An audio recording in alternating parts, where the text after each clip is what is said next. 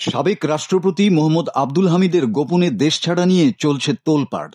ঘটনাটি জানাজানির পর বিক্ষোভে ফেটে পড়ে ছাত্র জনতা। সংশ্লিষ্ট মন্ত্রণালয়ের দায়িত্বপ্রাপ্ত উপদেষ্টার পদত্যাগ দাবি করে মিছিলও হয়েছে। এ ঘটনায় 4 পুলিশ কর্মকর্তার বিরুদ্ধে ব্যবস্থাও নেওয়া হয়েছে। কিভাবে তিনি দেশ ছাড়লেন তা নিয়ে চলছে আলোচনা সমালোচনা।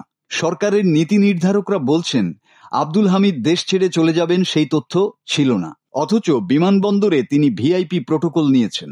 গণমাধ্যম সূত্রে জানা যায়, বিমানবন্দরে সব গোয়েন্দা সংস্থার দায়িত্বরত কর্মকর্তাদের উপস্থিতি এবং গাড়িতে বসেই ইমিগ্রেশনের সব আনুষ্ঠানিকতা শেষ করেই দেশ ছাড়েন হামিদ। ঢাকা ত্যাগের সময় ভিআইপি টার্মিনাল ব্যবহার এবং সার্বিক আনুষ্ঠানিকতা সম্পন্ন করতে তিনি প্রায় 4 ঘন্টা অবস্থান করেন।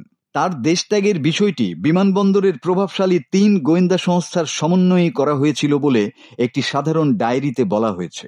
বিমান ছাড়ার আগ পর্যন্ত বিমানবন্দরে কর্মরত ঊর্ধ্বতনরা তার সঙ্গে ছিলেন। দফায় দফায় তার বিষয়ে ঊর্ধ্বতনদের অবহিত করা হয়।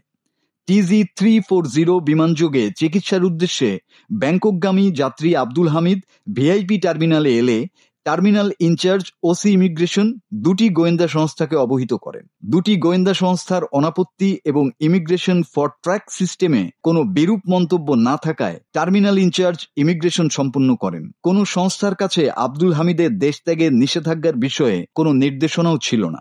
অথচ এই ঘটনায় দায়িত্বে অবহেলার অভিযোগে 2 পুলিশ সুপারকে প্রত্যাহার, 1 এসআই ও একজন এসবি কর্মকর্তাকে সাময়িক বরখাস্ত করা হয়। প্রশ্ন উঠেছে, তাহলে কি বলির পাঠা হলেন 4 পুলিশ কর্মকর্তা? মাসুদ হাসান, বাংলা টিভি।